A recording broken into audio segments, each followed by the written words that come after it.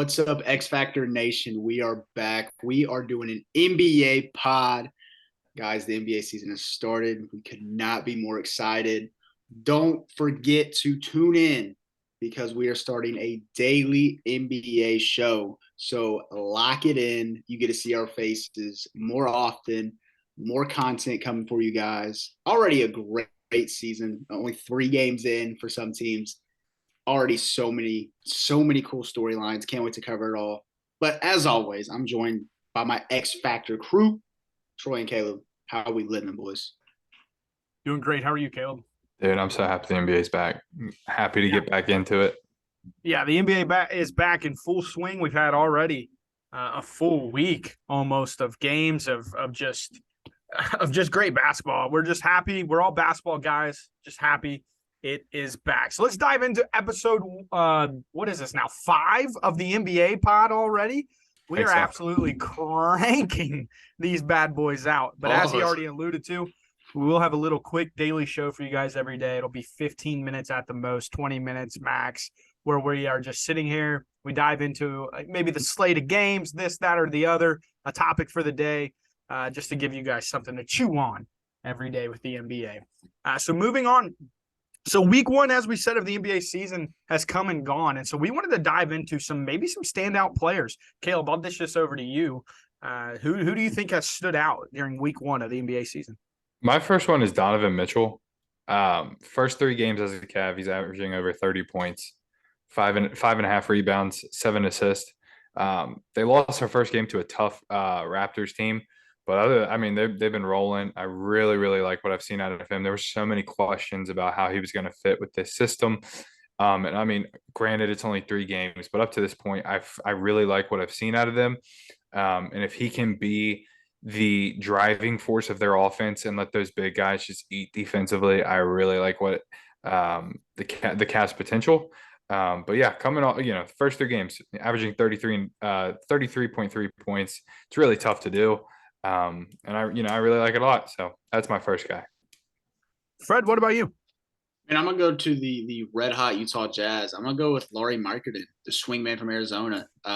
Dude's putting up 24, man, to a team that, I mean, I said they'd be fun to watch in the last podcast, but I don't think any of us thought they would come out 3-0, beating 3 playoff teams. I mean, the dude can absolutely stroke it. We know that, but just what else? I mean, he's rebounding well. At 9 or almost 10 rebounds a game. He's dishing almost 4 a game. He's taking care of the basketball. He's just doing a lot of good things for Utah. Kind of having maybe a resurgence there. He was decent with Chicago and then Cleveland, but maybe this is where he belongs, and he's got them boys rolling. So my first guy is definitely Laurie Marketing. Yeah, the Jazz themselves, we had like a standout team category. That is probably the one that you could kind of point to and feel like, man, they blew out the Nuggets night 1. Then night 2, they came back from 16 points down and stormed all the way back to win against the Timberwolves. And then against the Pelicans, of course, a gritty win. They were up big, though. Great game. Yeah, just a good game. So the Jazz, man, yeah, I was really low on them coming into the year. So my standout player, I only have one, is De'Aaron Fox. And De'Aaron Fox, obviously, this team is the Kings, and you guys know how high I am on the Kings. They've started out the year 0-3. But in terms of De'Aaron Fox, yeah, we can talk about the points, 31.7 points per game, 5.7 rebounds, 7 assists, a steal a game. But I really want to get into his efficiency from the field, 59.4% from the field, 45% from 3. He's explosive. He can score at all 3 levels. He gets exactly where he wants to go on the floor and score. So De'Aaron Fox has really just surged himself maybe into top 10 point guard conversations in my eyes. He's been really consistent to start the year. Obviously, you have to put it all together, but De'Aaron Fox is my standout player of the week. And Caleb, I'll dish it over to you. Last one, I'll save my other one because he'll end up coming up later for me. But last one I have is because I also had Laurie Markkinen. I have Jason Tatum. He's averaging 35 points, 8 rebounds, and 3 assists. And I think right now the Celtics, I mean, Grant, you could say this for everything we're about to say today. So early in the season, but I think right now the Celtics are the best team in the league. There were so many questions about what was going to happen with this organization, and I think we're finally seeing Tatum step up, not only with his play as like the leader, but like as his mentality and the way he's carrying himself. He was my pick for MVP this year. I love what I'm seeing out of him so far. It makes me feel really confident, and I just think he's going to be able to continue to lead this team. And so early on, he's really stood out to me. Fred? Yeah, I'm gonna roll through a couple more if that's okay. Just I'll move real quick. First, I'm gonna go Cedi Osman of the Cleveland Cavaliers, averaging 16 off the pine, shooting at a very high efficient clip. I mean, a team like that who wants to be up and coming, you have to have a guy like that coming off the bench, and I think Cedi Osman can definitely do that. Got to give a shout out to Nick Richards real quick, the Mm-hmm. guy who's gone 20 and 10 already 2 games this year. Another Kentucky kid. What about Tyrese Halliburton putting up 26 a game in a fun backcourt out there in Indiana? And then finally, Damian Lillard, the red hot Trailblazers, man, putting up 34 in those 3 games. I mean, what do we forget about Dame to put it in the hole? But Yeah. just some really cool guys going out. I mean, Devin Booker's been doing well. I got him on my list. James Harden, I thought looked, if anything, anybody looked good on 76ers, I thought it was him. I know a lot of people are really hard on James Harden. But everybody's like, oh, how many times you go to the free throw line? I'm like, not as much as usual. I mean, he's getting downhill. He's shooting at a high clip. So I have to give a shout out to James Harden. Yeah, the 76ers is probably a good segue into our week 1 overreactions. And here's one for you. The 76ers stink. They're not very good. James Harden dribbles the air out of the ball every possession that it seems to take place. They're taking the ball out of their most dynamic playmaker in Tyrese Maxey. They make him, I feel like they just make him stand around. Joel Embiid, he looks like James Harden coming into the season, if we think about it from a perspective of like James Harden typically comes into a season really out of shape, kind of takes him a while to get in the flow of things, shoots the ball terribly. Now, Joel Embiid may not be shooting the ball really, really bad, and he's still scoring the ball at an elite clip, but it's just like he's shooting 45% as a big man. 77% from the free throw line, which is solid, but I'm just not in on the 76ers. 0-3 early on, lost to the Spurs. Yeah. Spurs. Yeah. I don't care if you're and off a day of rest. It wasn't even a back-to-back. Like, that's a bad loss, especially at home too. But yeah, I think I got really high on the 76ers coming into the year. And Fred, that's your squad. Like, that is your squad this year. You rode their, Johnson all the way to the top. And literally, like, I think we all were, but I think we forgot when you have James Harden, you have a ceiling. Especially when you have another guy that reminds me a lot of James Harden and Joel Embiid, who just likes to dribble around, kind of create for himself. They don't really – it's just an interesting dynamic. What do you guys think about the 76ers? 76ers are going to be a theme for today. But I don't necessarily disagree with you. I think Harden is trying to learn how to give it up to Maxey a little bit more. There was one, I can't remember which game it was exactly, because I've made sure to tune into every single game they've had so far. But I saw him give it up to Tyrese to try to get him going at some point, and Maxey was able to. So I don't think it's necessarily and granted, this is overreaction. So, but my first overreaction with this team, and I don't think it's necessarily an overreaction, but Doc Rivers is going to be fired within the first 15 games of this season. He was already in the hot seat, in my opinion, before the season started. And this 76ers team, they have so much talent, but they're just not fun to watch. I think it's just like they haven't found a way to get all these guys together and make them play effectively and everything.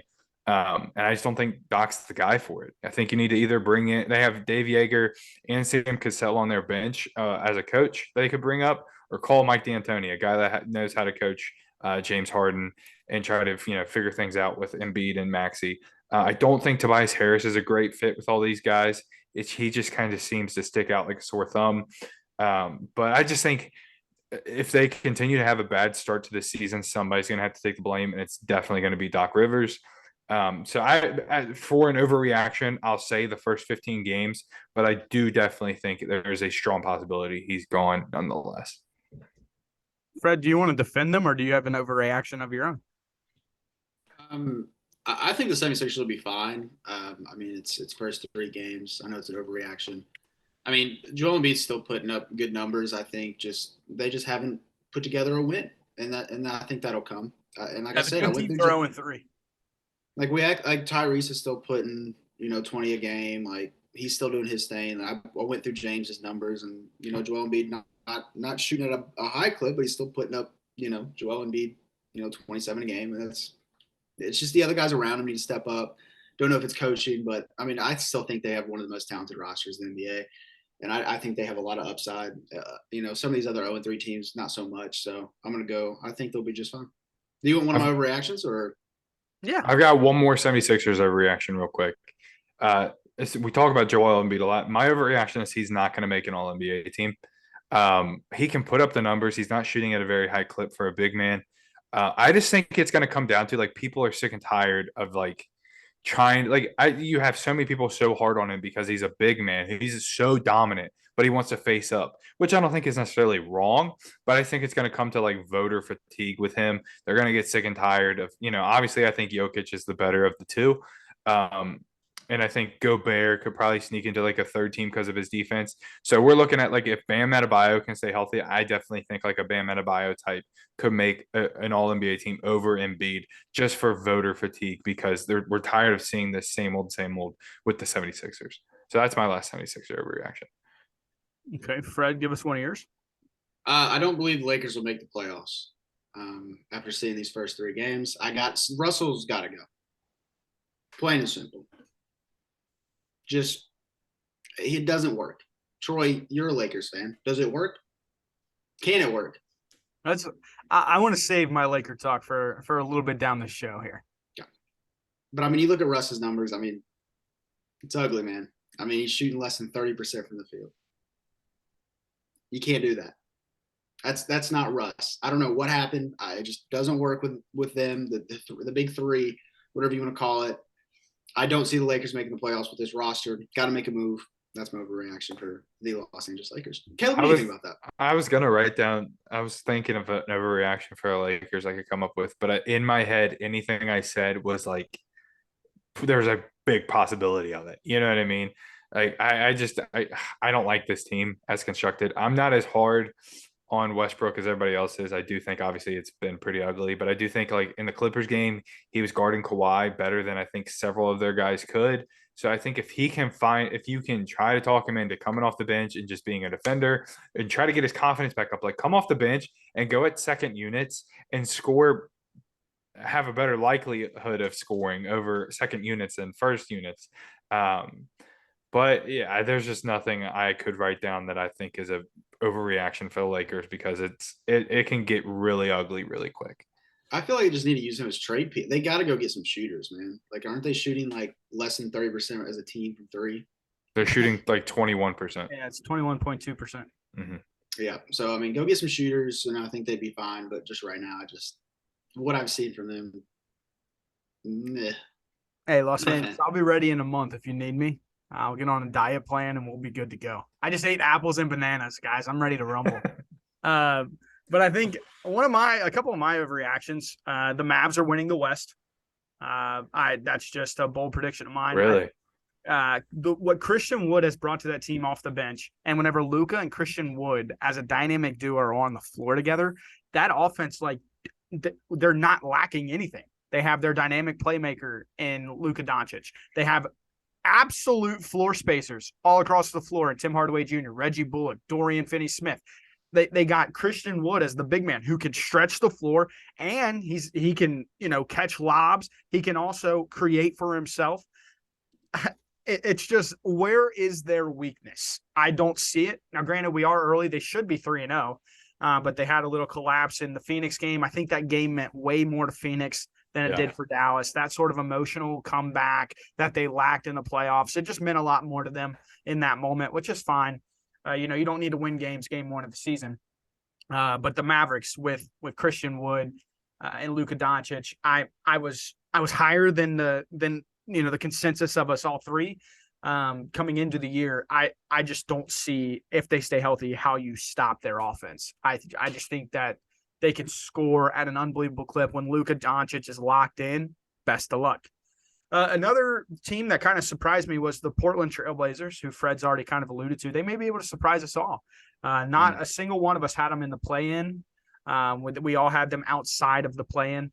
And they started out 3-0. They've had dynamic comebacks. They've put on good performances in the fourth quarter, really without Dame making all the plays.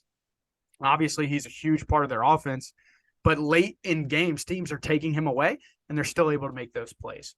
So I think that the Portland Trailblazers, a little bit of an overreaction maybe, but maybe they can surprise us. Does anybody else have one? I have Devin Booker will finish top 2 in MVP race.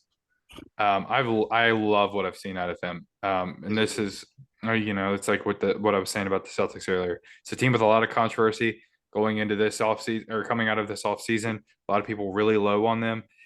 He's averaging 34 or 32 points, 3 rebounds, and 5 assists. He's just the it factor for that team. And I really love what I've seen out of him so far.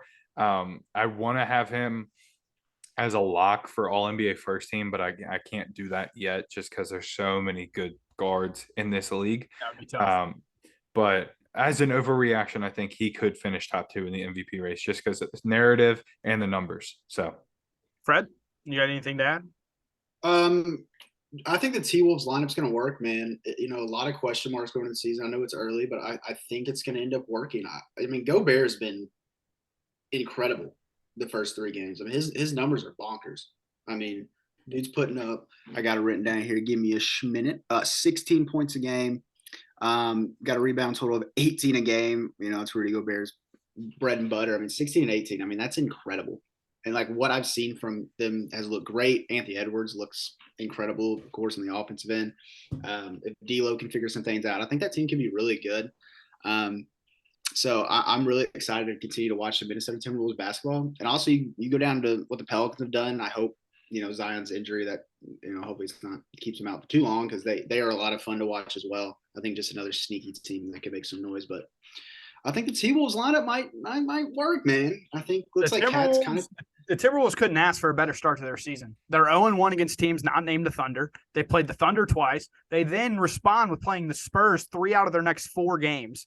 And then they play the Lakers. So it's like you could not ask for a better start. I mean, listen, they're still professional basketball players. They're still – I mean, they don't pick their schedule. You know what I'm saying? That's not what I'm saying. I'm just saying you couldn't ask for a better schedule to start the year and try to figure things out. I mean, it looks like they're going to try to keep at least one of them on the court at all times, which is – insane. I mean, you have 2 of the top, 5 men in the league on your team, and you can have both or just one of them on the court at all times. I mean, that's such a luxury to have.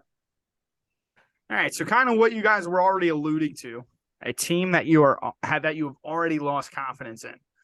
You guys were trying to pull this Laker talk out of me, so I'll give it to you. I put the Lakers until they make a trade. A lot of talk in the offseason was, of course, they're going to trade Westbrook.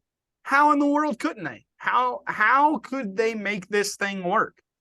And Rob Pelinka and Jeannie Buss, for whatever reason, thought that keeping Westbrook on the roster was better than trading him. Not sure how a man making that decision could lead into a contract extension at said job. But here we are. The Lakers have agreed to terms with Rob Pelinka on an extension. And he brought back Westbrook. Westbrook is a liability on offense. It's just period, point blank. Yesterday, they were dominating the Blazers, dominating them in the second half. Played incredible basketball. The Lakers were running. Their defense is unbelievable. You can say whatever you want about this team. Their defense, first in the league across defensive categories. They steal the ball. They block the ball. They get the ball from the other team. Yeah, defensively, this team is moons better than last year. They're top 3 in the league defensively, which is insane. It's their defense. They should be is incredible. But then they're up 8 points with 5 minutes to go. They have been again dominating the entire second half. Darvin Ham makes an ego decision with Russell Westbrook and puts him back into the game, knowing I'm taking out a 6'7" perimeter defender in Troy Brown Jr., who has been playing extremely well. He just made his debut, I believe, yesterday. Played extremely well, was defending at a high level, very, very long. He's athletic. Them boys with Lonnie Walker. But instead, he alluded to a lineup that consisted of Patrick Beverley, Russell Westbrook, Lonnie Walker Jr., LeBron, and AD. Patrick Beverley and Russell Westbrook, I could guard them. I would literally give them 18 dribbles and only guard them in the paint. Patrick Beverley can't shoot. Russell can't shoot. So whatever the case is, they don't score till about 20 seconds left in the game because literally they're playing 5-on-4, which leads to LeBron playing Superman ball, trying to shoot fadeaways, trying to make threes. And we almost had the game won, and we should have won the game. You're up 8 points 5 minutes ago in the NBA with LeBron and Anthony Davis on your team. Anthony Davis didn't get a shot off in the last 2.5 minutes. Why? Because they literally can just clog the paint with Russell Westbrook on the floor. It's unbelievable. And Patrick Beverley. Yeah, I understand having Pat Bev out there for his defensive prowess, for his flopping ability, like the way he's able to change a game on the well, I mean, seriously though, he can draw fouls, he can do that sort of thing. He just has a way of kind of messing with the officials in that sense. But then I said, why? Their inability to not care about Russ's feelings. You have to, at some point, value your franchise in LeBron and Anthony Davis over the feelings of an all-time great in Russell Westbrook. It just has to be done. Darvin Ham, if you want a job for longer than 2 years, you need to make this decision like now. Be like, listen, bro. 2 years, more like 2 months. I know. John Wall off the bench for the Clippers looks incredible. Looks phenomenal. Yeah, he comes in with that second unit. He gives them a spark. There's no ego to him. He comes in, he does his job. He's developed as a shooter, which as a professional athlete, I don't know how you don't develop as a shooter. I mean, it's only what you're paid to do. I figured that's just a part of the job. But yeah, that's a mental thing. Offense goes stale whenever Russell Westbrook steps on the floor, and for whatever reason, he continues to start. He continues to play clutch time minutes. This Laker team should be 2-1, feeling very, very good about themselves. They played really, really good teams. They should be feeling good and at above 500, 2-1. People will be like, okay, maybe this team can do something. But now you look 0-3. The morale in the locker room is terrible. LeBron's absolutely dogging the roster construction game after game, talking about we can't flick a penny in the water right now. You got Anthony Davis saying, there's no way we should have lost that game. Vibes are at an all-time low for the Laker land, and until Zero's gone, it won't get any better. So there's my team. There's my rant, boys. There's a lot that I could add to that, but I think this could be a fun entire video of itself. It really could be. So, really could be. Fred, go ahead. I'm gonna go Brooklyn. I'm gonna throw the Nets in there, man. I mean, it's KD, Kyrie, and then who? I mean, the Nicholas Claxton's been good, but the drop off at the numbers, dude. I mean, they are just their depth is just not there. Ben Simmons has looked less than ideal. Another team, just roster construction is just very questionable. They have more shooters than the Lakers, but I mean, it's KD and Kyrie, and that's it. You know what I mean? Like it's like no one else has stepped up for them. They needed Ben Simmons to emerge. He hasn't done that yet. I know. Again, maybe that's an overreaction, but they've only played 2 games. But I don't see they have to have somebody step up to take the load off KD and Kyrie.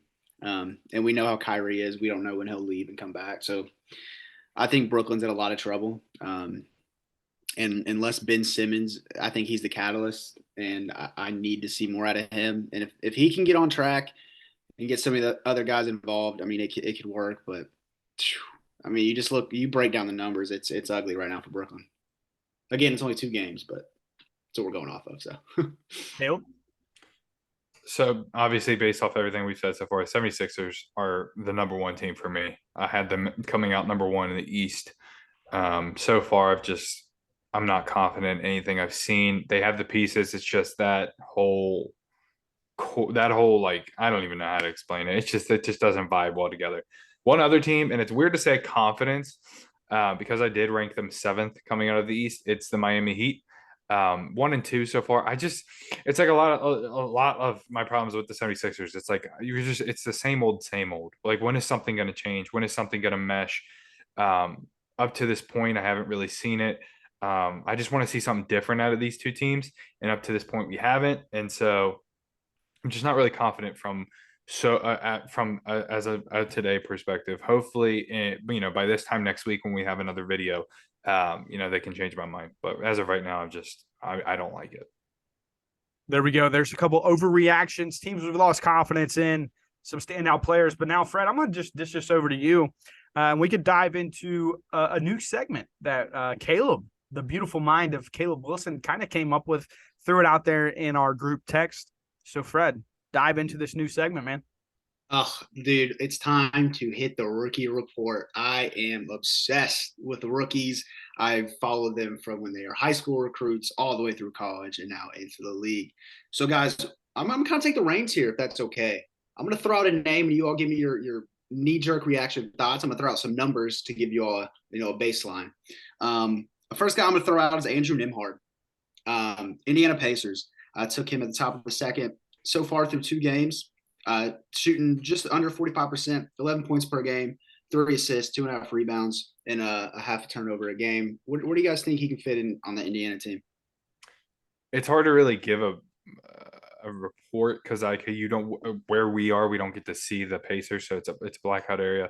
But yeah, I mean, this Pacers team is it's a young team that, if they can, give this guy a chance, let him out. I mean, obviously he's providing, as a rookie, that's not bad numbers coming off the bench. So I like it. I'm confident that he could keep that up all season. Yeah. I'm just he was great at Gonzaga. So good. I'm just a little upset with their minute distribution, man. Game 2 against the Spurs gave him 30 minutes. Then against the Pistons, he only played 9 minutes. So yeah. I'm a little confused with what they're doing. But I was high on Nimhard coming out. I thought he was one of the better true point guards, maybe even the best true point guard that came out of the class. Yeah, absolutely. Another guy that has been on kind of a surprise team is Walker Kessler of the Utah Jazz. 8 points, 8 rebounds, 2 blocks, a guy who can really alter shots at the rim. Really good kid out of Auburn. I really like this kid. Had the trade where he was with Timberwolves, and then he was shifted in that Gobert trade. What do you guys think about Walker Kessler and what he means to a young Utah Jazz team? He's like a young Gobert. Like, he's literally I don't think he – obviously, it's hard to be like, yeah, dude, you're going to be an all-defensive – No, Rudy Gobert, when he first came in the league, was nothing special at all. So yeah. I think Walker Kessler is actually better than him when he first came in. Oh, absolutely. Well, he has a good body for a guy who's that big. He's got good feel, too. His 40, ability. He could hang in the air pretty well. He did just get swatted last night by Devontae Graham. So homeboy needs to work on how high he puts the ball up. Like, you're 7'1". Let's get the ball up a little bit, pal. But no, Walker Kessler, his intangibles on the defensive side of the ball, you can't really teach. So yeah, there's definitely pieces you could pick apart of his game where he could get better, but there's also pieces that you can sit there and really, really enjoy. So I mean, I've liked what I've seen out of him. I haven't seen a whole lot. Every time I tune into a Jazz game, he's on the bench, but he's one of the first guys up on a timeout. Like, he's really bought into this system, so I really like it. Yeah. Well, these next guys are all top picks, so you know the names. Jabari Smith, really inconsistent. I mean, he's putting up 13 a game on 30% shooting so far. I thought consistency wouldn't be a problem for him, but it looks like it is. He hasn't turned over the ball yet, but again, I mean, he took 15 shots average through the first 3 games and shooting right at 30%. Not what you want to see out of a guy who went that high in the draft. And getting a lot of touches too. They're trying to get it going, but yeah, it's obviously not what you want to see. Give me like 2 or 3 more weeks and let's look at his numbers again. I'll really give an in-depth reaction, but I just, there's always going to be one of those guys that you project, to be really, really well. Go ahead. If you guys remember during the summer league when we were broadcasting, we were kind of like, man, what's wrong with Jabari? Yeah. Like, there was something off, and we all were like, dude, like this is a little worrisome. And now stepping into the league, he's starting to show those signs still. It's kind of like, ooh. He had a good couple games in the preseason, though, did he not? I think he did. Can't say I remember. But nonetheless, give me a couple weeks. There's always one guy that, you expect a lot out of that struggles early on. He's not afraid to get the shots up, though. And it's tough on a team with Kevin Porter Jr. and Jalen Green to get your shots up. So, hey, Fred, how about your boy Tari Eason?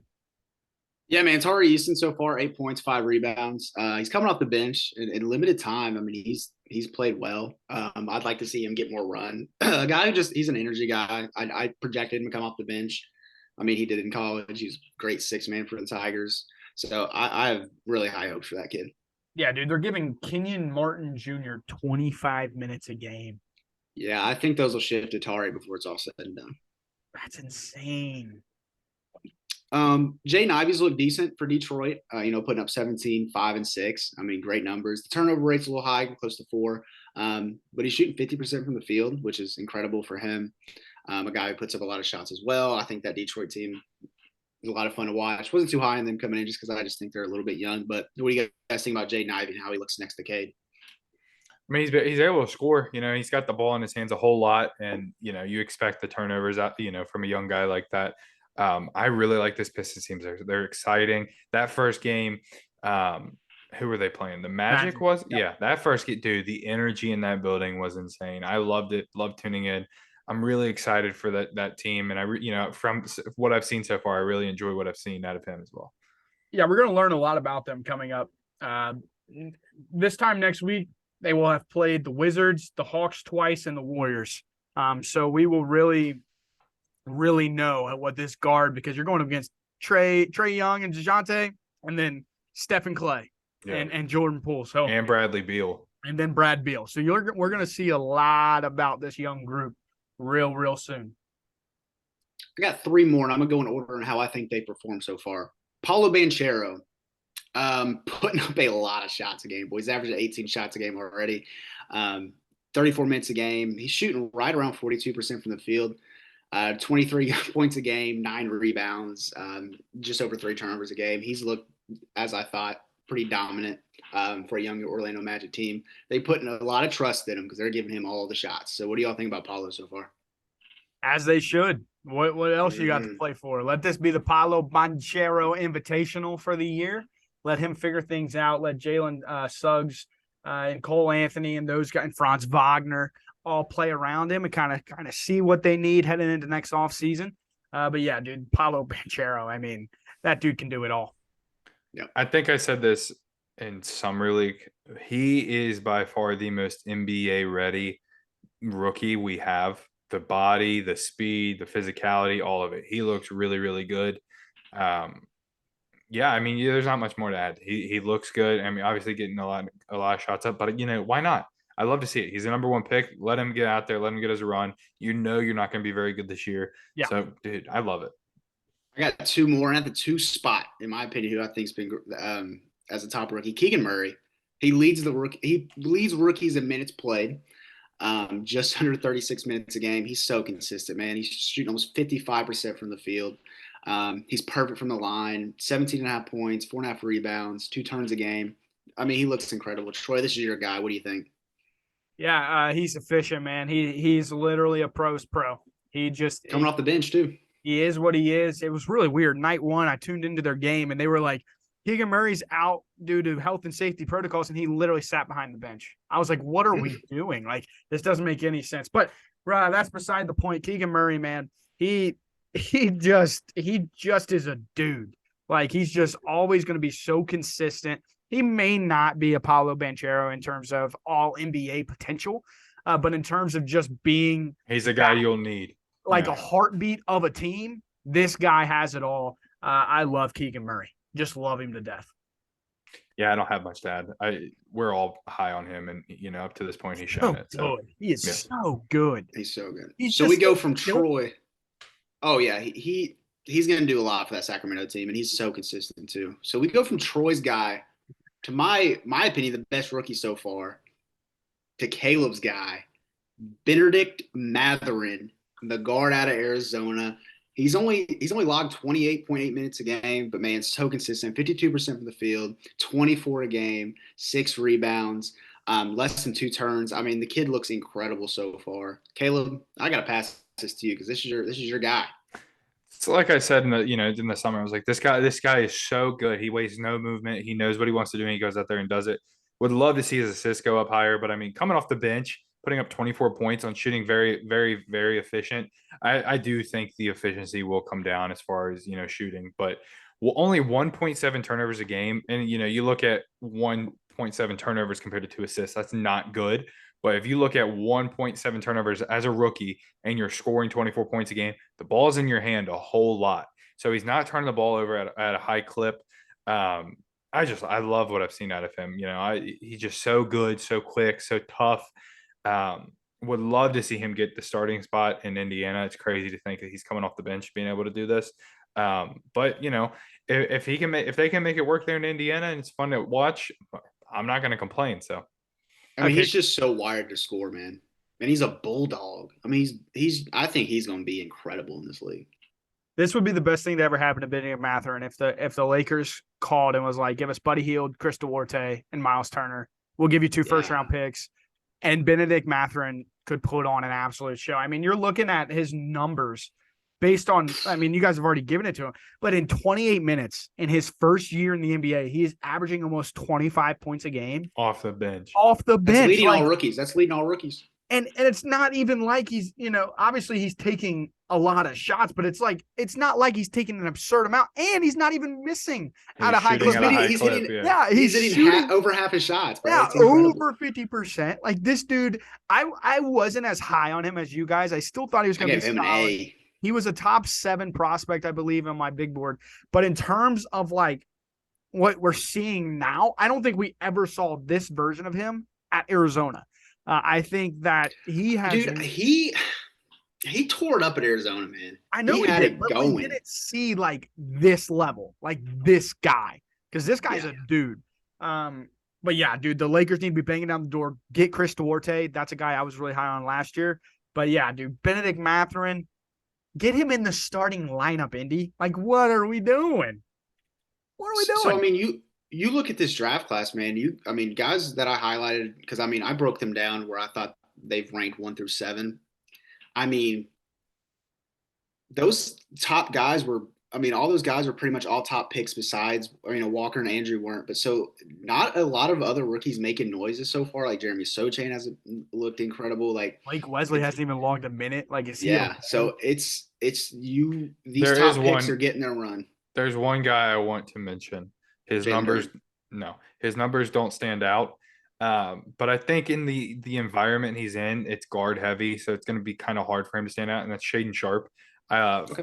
I do think I've seen like spots from him that look really, really good. He's a freak athlete. Had that crazy oop where his head was at the rim.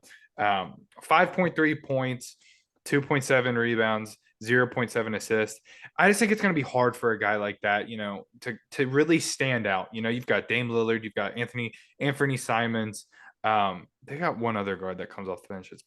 I can't remember off the top of my head, but nonetheless, like I do think he's shown some promise. It's just going to be tough. You're playing with 2 ball dominant guards, and coming off the bench. So it's going to be tough for him to figure it out, but I think he has all the tools to be successful in this league. Yeah. No, I agree. I mean, he's a guy who I think can, if he stays on the floor and actually plays, like you said, his intangibles, you can't teach his athleticism. Everything else between the ears, basketball savvy. So, I think Christian Braun is also a Brown, whatever. I think he can be great off the Nuggets bench. Jalen Duran's looked pretty good. So, fun rookie class. That's a guy right there. Set a record in his Piston debut. A lot of love to Jalen. He's a stud. He's a stud, man. So yeah, I'm super excited about this rookie class. Like I said, besides the top guys, you're not seeing a lot of minutes logged. So I think, as the season progresses, how good the league is, man. Right. We'll see more of these guys, develop more of a role, kind of just earn the trust of the coaching staff. So I love rookies. Like I said, I get to follow these guys. I remember, Jabari Smith coming out, even going to Auburn, committing to Auburn, Paulo, of course, a high recruit. Just being a Kentucky fan, I keep track of all the top guys. So I'm excited. I get really up about recruiting and rookies. So so thank you all for letting me take the reins. Yes, sir. So the rookie report is something that we will do weekly on the podcast. A lot of this will probably be weekly, maybe switch up some of the segments, but the rookie report will stay consistent throughout. And as Caleb was kind of alluding to, we will have a more so a daily show starting Wednesday throughout the NBA season. So that'll be fun. Tune in 15 minutes to 20 minutes. It won't be a waste of your time. We promise you it's going to be good stuff as usual. So I'm going to end with this. Lakers.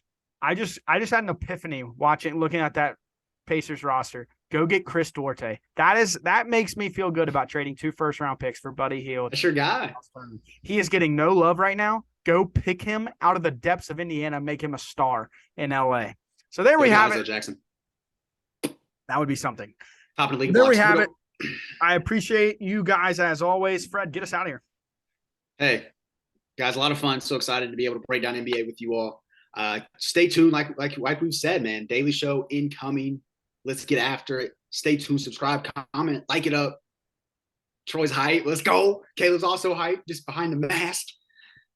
Guys, we love you. Don't be a star. Don't be a superstar. Change the flipping game. You kidding me? Be an X Factor. X Factor. Love you. Bye. God bless. Peace out.